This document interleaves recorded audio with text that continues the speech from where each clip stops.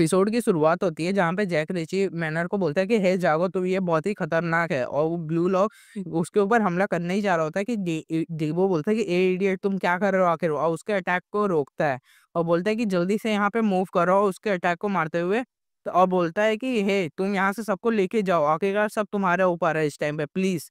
और फिर वो थोड़ा बहुत ज्यादा घबरा गया होता है जैक रिची, और एल्पम को उठा के वहां से भागता है और बोलता है कि मेरे को माफ करना। तभी डीबो बोलते हैं कि फाइनली अब मैं आराम से लड़ सका हूँ, तो चलो फिर इस फाइट को खत्म करते हैं। और वो उस मॉन्स्टर की तरफ दौड़ता है और फिर देखते हैं कि जय ऋषि भी एग्जिट पोल की तरफ जा रहा होता है, और मैनर जागती है और मैनर बोलती है कि आखिर हम कहाँ जा रहे हैं, और उस मॉन्स्टर के साथ क्या हुआ जो डीबो के साथ लड़ रहा था। और तभी वो जैक रिची को मारने लगती है, बोलते हैं कि डीबो कहाँ है, आखिरकार तुम उसको पीछे छोड़ा है, जल्दी से मेरे को नीचे रखो, आखिरकार मैं स्कीरू से क्या बोलूंगा अगर उसको हम लोग पीछे छोड़ाएंगे। और तुम्हें पता है ना कि मैं कभी किसी को नहीं छोड़ती पीछे। तभी उसके ऊपर आंसू की बूंद गिरती है और देखते ही कि जैक रिची रो रहा होता है और वो बोलता है कि मेरे को माफ करना है, यही मैं बेस्ट कर सकता हूँ अभी इस टाइम पे, मैं ज़्यादा स्ट्रांग नहीं हूँ, और वैसे भी देखा जाए तो मैं अब किसी के और की सेक्रीफाइस नहीं चाहता, तो इसलिए मेरे को माफ करना। तभी हमें एक अलग डायमेंशन का दिखाया जाता है। यहाँ पे कोई बोलता है कि आखिरकार देखा जाए तो तुम लोग बहुत ज़्यादा डेंजर में थे एल्पम, और एल्पम स्नैप आउट करता है और खुद को कहीं और दूसरी जगह पे पाता है और बोलता है कि आखिर ये कहाँ पे हूँ, आखिर ये क्या हो रहा है। तभी कोई बोलता है कि वैसे देखा जाए तो मैंने तुम्हें इनवाइट किया अपने स्पेस में थोड़ी देर की है, तो तुम्हारा वेलकम करता हूँ लास्ट एडवेंचरर एल्पम, फाइनली अब हम मेरे को चांस मिला है तुमसे बात करने के लिए। अगर एक तरह से देखा जाए तो तुम्हारी बॉडी बहुत ही धीरे धीरे मर रही है माना शॉक के वजह से, और इस रेट पे तो देखा जाए तो तुम जल्दी मरने वाले हो, और यही तुम्हारे दोस्तों के लिए भी जाता है। और तभी एल्पम देखता है और बोलता है कि आखिरकार क्या हो रहा है यहाँ पे। और वो बोलता है कि ये गेट देखा जाए तो जिसमें तुम थे, अगर देखा जाए तो बाहर बालॉक है जिसका पावर इम्प्रूव हो चुका है जब से वो रिजेरेक्ट हुआ है। और एक तरह से देखा जाए तो ये अब गेट येलो गेट नहीं रहा, ऊपर से देखा ग्रीन नहीं, ग्रीन तो नहीं, बिल्कुल ये ब्लू से भी ज्यादा डेंजरस हो चुका है। और देखा जाए तो जल्दी तुम्हारे सारे साथी अब मरने वाले हैं यहाँ पे इस जगह पे। और फिर वो बोलते हैं कि क्या हो रहा है, और तभी वो बोलता है कि वैसे देखा जाए तो सब कुछ तुम्हारे वजह से चालू हुआ है जब से तुमने सबको बचाने का ठाना है। एक तरह से देखा जाए तो पास्ट लाइफ से भी ज्यादा जल्दी यहाँ पे लोग मरने वाले हैं। इस रेट पे देखा जाए तो तुम उस लास्ट डे को भी प्रिवेंट नहीं कर पाओगे। तभी वो बोलता है कि तुमने ही मेरे को रेजरेक्ट कराया था, रिग्रेस कराया था। वो बोलता है कि हाँ। और फिर वो बोलता है कि आखिर तुम कौन हो। तभी वो बोलते हैं कौन जाने मैं कौन हूँ। तभी हमें बाहर का दिखाया जाता है जहाँ पे बोलते हैं कि ये 23 पिलर है। अगर इसके तरफ से देखा जाए तो हमें मिडिल 3 वे से मुड़ना है, और यहाँ पे सीधा जाएंगे तो वहाँ पे कॉर्नर पे है। और वो देखता है कि यहीं पे तो जगह पे था, पर देखते हैं कि एग्जिट पोर्टल वहां से हटा दिया था। और वो बोलते हैं कि एग्जिट स्टैचू को किसने तोड़ा है, और ये मैंने यहाँ पे पहले आया था तो मेरे को पता था कहीं, लेकिन तभी वो देखते हैं उसको याद आता है कि वो भी वहां पे होता है और वो बास्टर्ड ने तोड़ के गया होता है। तभी मैंने बोलती है कि अब तो हमें साथ में रहना है इस टाइम के लिए।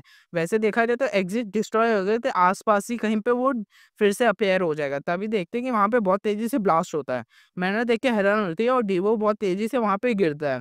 और जैक रिची बोलता है कि क्या तुम ठीक हो, वैसे तुम देखा जाए। तभी वो बहुत तेजी से हैरान हो जाता है और देखता है कि डीवो की हालत बहुत ही ज्यादा खराब होती है। पर एल्पम बोलता है आगे ये क्या हो रहा है।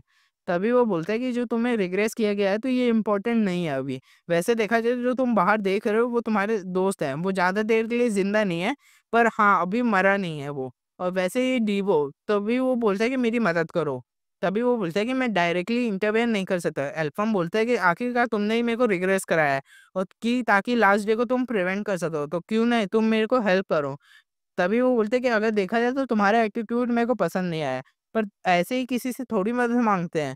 और वैसे भी देखा जाए तो ये तुम्हारा आइडिया है, वैसे मैं क्या कर सकता हूँ और मैं क्यों हेल्प करूँ। तभी वो बोलते हैं ये कोई मैटर नहीं करता। तभी वो मिस्टीरियस फिगर बोलता है कि वैसे देखा जाए ये तुम्हारा लास्ट चांस है। तभी अल्पम बहुत तेजी से चिल्लाता है कि मेरे को कोई फर्क नहीं पड़ता, और टेबल पे मारता है और बोलता है कि मेरी मदद करो। तभी वो बोलता है आदमी कि ठीक है ऑल राइट, और वो अपने मैजिक का इस्तेमाल करता है। अल्पम थोड़ा हैरान होता है, वो बोलता है कि यहाँ पे कुछ नहीं बदला। तभी वो मिस्टीरियस फिगर बोलता है कि तुम मेरे ऊपर डाउट मत करो, वैसे मैंने तुम्हें अपनी थोड़ी सी पावर दी है, तो अब ये तुम्हारा टाइम है जागने का। हाँ मैं होप करता हूँ कि तुम इसको सह पाओगे मेरी पावर्स को। तभी हमें देखते हैं कि वो ब्लास्ट ब्लॉक उसकी तरफ कर देता है और जैक रिची बोलता है कि मैं आगे कैसे बच गया, और थोड़ा हैरान होता है। वो सामने देखे एकदम हैरान हो जाता है, बोलते हैं कि एल्पम, और एल्पम अपने एक नए मिस्टीरियस पावर्स के साथ वहां पे जाके खड़ा हो गया था और उस अटैक को ब्लॉक कर लेता है।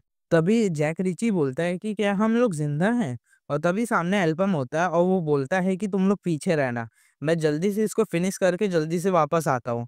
और वो तुरंत ब्लॉक के पास भागने लगता है और वो लोग कई अटैक करते हैं, पर उसको सारे को डॉज करके उसके चेहरे के पास पहुंच जाता है और उसके चेहरे पे एक पिलर से हमला करता है और फिर अपने टेलीकिनेसिस से कई सारे पत्थर उड़ा के उसके तरफ फेंक देता है और उसको बांधने का करता है। तभी वो उसको तोड़ ही रहा होता है कि एल्पा अपने टेलीकिनेसिस से उसको एक पत्थर के बॉल में लॉक कर देता है।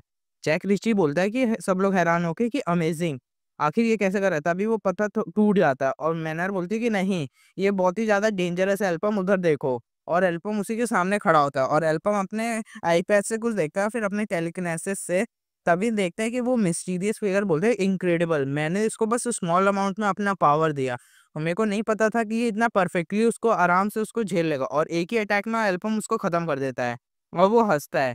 तभी एल्पम उधर धुएं से हट रहा होता है, वो बोलता है कि मेरे को यही एक्सपेक्ट था एल्पम से। तभी जैक रिची बोलता है कि मेरे को विश्वास नहीं हो रहा कि तुमने उस मॉन्स्टर को एक ही हमले में खत्म कर दिया। तभी एल्पम बोलता है कि डीवो कैसा है? और तभी वो लोग डीवो की तरफ देखे जहाँ पे डीवो की हालत खराब होती है, पर जैक रिची बोलता है कि लकीली देखा जाए तो इसकी सांसें चल रही है। अगर देखा जाए तो हम लोग जल्दी से विलेज में जाए तो इसका ट्रीटमेंट हो सकता है। और फिर मैनर बोलती है कि यार तुम ठीक हो? और जहाँ वो सोचने लगती है, बोलते हैं कि जब हम लोग पहुँचे थे तब तुम्हारी हालत बहुत ही खतरनाक थी और तुम बहुत ही क्रिटिकल कंडीशन में थे। तभी वो उसकी तरफ देखता है और एल्पम उसके कंधे पे आ जाता है और वो बहुत ही ज़्यादा शर्माने लगती है और बोलती है कि एल्पम अभी मैं इसके लिए तैयार नहीं हूँ और मैं मेंटली रेडी नहीं हूँ। तभी एल्पम बोलता है कि मैं बहुत ही ज़्यादा शुक्रिया हूँ कि तुम लोग सेफ हो। इस टाइम पे आखिरकार मैंने इस बार अपने साथियों को नहीं खोया और मैं इस ग्लैड करता हूँ कि तुम लोग ज़िंदा हो, थैंक यू। और यही मैनर बहुत ज़्यादा ब्लश करने लगती है और बोलती है कि ऑफ कोर्स ये तो मेरे पास प्लान में था ही नहीं कि मैं यहाँ इस जगह पे मरूँगी, तो इसकी चिंता तुम मत करो और वैसे तो तुम अपनी चिंता करो। और वैसे तुम देखो तभी एल्बम वहाँ पे धड़ाम से गिर जाता है और मैनर बोलती है कि एल्बम तुम्हें क्या हुआ? तुम जागो। और जैक रीची बोलते हैं आखिर वहाँ पे क्या हो रहा है? सब ठीक है ना? तभी वो बोलती है कि नहीं, यहाँ पे पता नहीं क्या हो रहा है, एल्बम उठ नहीं रहा। जल्दी से एल्बम जागो और उसको हिलाने लगता है और हमें फिर गैपोर मर्चेंट गिल्ड का दिखाया जाता है। यहाँ पे लॉर्ड लार्कन बोलता है कि ये बहुत ही ज़्यादा मेरे लिए दिक्कत की बात है। आखिर देखा जाए तो मैंने कुछ ही देर का काम मेरे लिए इतना भारी क्यों पड़ रहा है और ये कब से मैं करने का कर रहा हूँ पर ये फिनिश ही नहीं हो रहा। आखिरकार ये तीसरा दिन है। और फिर बताया जाता है कि जैसे ही ब्लैक मैच के फॉलोअर्स के साथ वो वॉर खत्म हुई है तो लिलिथ हार्बर में जो है एक तरह से तूफान जैसा ही आ गया। देखा जाए तो ये फैक्ट है कि कार्निया मर्चेंट गिल्ड जो थी रैंक सेकंड में आती थी टॉप 10 में और वो भी पूरी फॉलोअर्स की निकली थी, जिसके कारण लिलिथ हार्बर में पूरे तरह से शौक फैला दिया पूरे एंटायर मैपल वर्ल्ड में। और एक तरह से देखा जाए तो इवोक जो उसका गिल्ड लीडर था, जो की फिगर था, उस वॉर में पता चला है कि वो मारा गया है, तो इसका मतलब उसकी बॉडी भी कहीं पाई नहीं गई है लिलिथ हार्बर में। और उसकी तरह से देखा जाए तो अभी जो फ्रैंक मार्को था जिसने ट्रेडिंग किया था और गद्दार, उसको अभी अंडरकवर मास्टरमाइंड माना गया और उसको इंटरोगेट किया जा रहा। और एक तरह से देखा जाए तो मरे हुए जो उसने ये सब किया अपने मरी हुई बेटी को जिंदा करने के लिए, इसलिए वो फॉलोअर्स के बारे में ज्यादा कुछ नहीं जानता।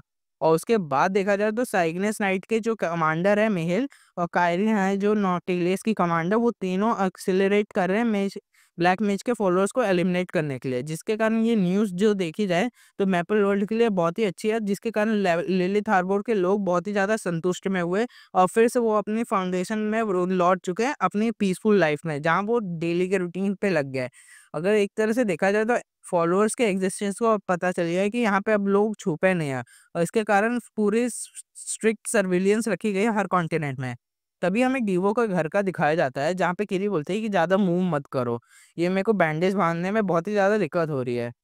तभी डीवो बोलता है कि वैसे देखा जाए तो मेरे घाव फिर से खुल जाएँगे जिस तरह से तुम हील कर रही हो। तभी वो किरी बोलती है कि तुम इसके लिए शुक्रिया मनाओ कि आखिर तुम अंत में नहीं मरे और ये पहले से ही डन हो चुका है। और तभी राल्फ बोलता है कि क्या हुआ? ये तीसरा दिन है ऑलराइट। तभी मैंने बोलती है कि हाँ, यहाँ पे पता नहीं चला कि आखिर तुम्हारी हीलिंग मैजिक भी काम नहीं कर रही है इसके ऊपर। और एक तरह से देखा जाए तो बस अब हमारे पास कोई चारा नहीं है और हमें वेट करना होगा। तभी मैंने थोड़ा टेंशन लेती है, तभी डीवो की बहन आते हुए बोलती है कि खाना रेडी हो चुका है। डीवो बोलता है ये है फूड टाइम और कीरी बोलती है कि मैं तुम्हारी इस कर्ज में हमेशा शुक्रिया अदा करूंगी। तभी राज बोलता है कि वैसे देखा जाए तो अब ये ऑफिशियल हो चुका है ना मैनर? मैनर बोलती है क्या? तभी राज बोलता है कि इसका मतलब तुम दोनों डेटिंग कर रहे हो और वो थोड़ा सॉफ्ट में हो जाती है और फिर वो बोलती है शर्माते हुए, नहीं डेटिंग ये तुम क्या कह रहे हो? वैसे देखा जाए तो मैं इस चीज़ में अभी टेंशन नहीं ले रही हूँ, ये हमारा कॉमरेड है इसलिए मैं इसलिए चिंता ले रही हूँ। तभी राज बोलता है कि तुम दोनों इतने क्लोज़ हो चुके हैं और मैंने सुना है कि वो उसने कन्फर्स भी कर दिया है। तभी मैनर बोलती है कि ऐसा एटीट्यूड मत दिखाओ, वैसे तुम्हारे ऐसा एटीट्यूड कर रहे हो कि जैसे तुम्हें कोई चिंता ही नहीं है। तभी डीओ बोलता है कि क्यों हो गई हमें चिंता? वैसे देखा जाए तो वो बस थका हुआ है और वो आराम से नींद ले रहा है। वैसे देखा जाए तो हमारे बॉस को कोई आसानी से टेक डाउन नहीं कर सकता, तो ये कुछ समय की बात है, जल्दी सब कुछ ठीक हो जाएगा। ऊपर से देखा जाए तो ये ऐसा बंदा है, ये मरने ही वाला नहीं है, ये इतना जिद्दी किस्म का इंसान है। तभी एल्पम खड़ा हो जाता है और फिर बोलता है कि अब क्लियर हो चुका है कि मैं मॉन्स्टर तो नहीं हूँ ना इसका मतलब। तभी मैनर हैरान हो जाती है और फिर एल्पम बोलता है कि ऐसे देखा जाए तो कोई बंदा बेहोश हो चुका है और तुम्हें उसकी चिंता भी नहीं है। और वैसे देखा जाए तो मैं ज़्यादा चोट वाला नहीं हुआ था। और तभी देखती है कि सब लोग वहाँ पे खुश हो गए होते हैं। और डीओ बोलता है कि मेरे को पता है तुम्हारे साथ कोई बुरा नहीं हुआ है। तभी एल्पम हंसते हुए बोलता है कि मेरे को भूख लगी है, क्या मेरे लिए कुछ बचा है कि नहीं, क्या तुम सब खा गए?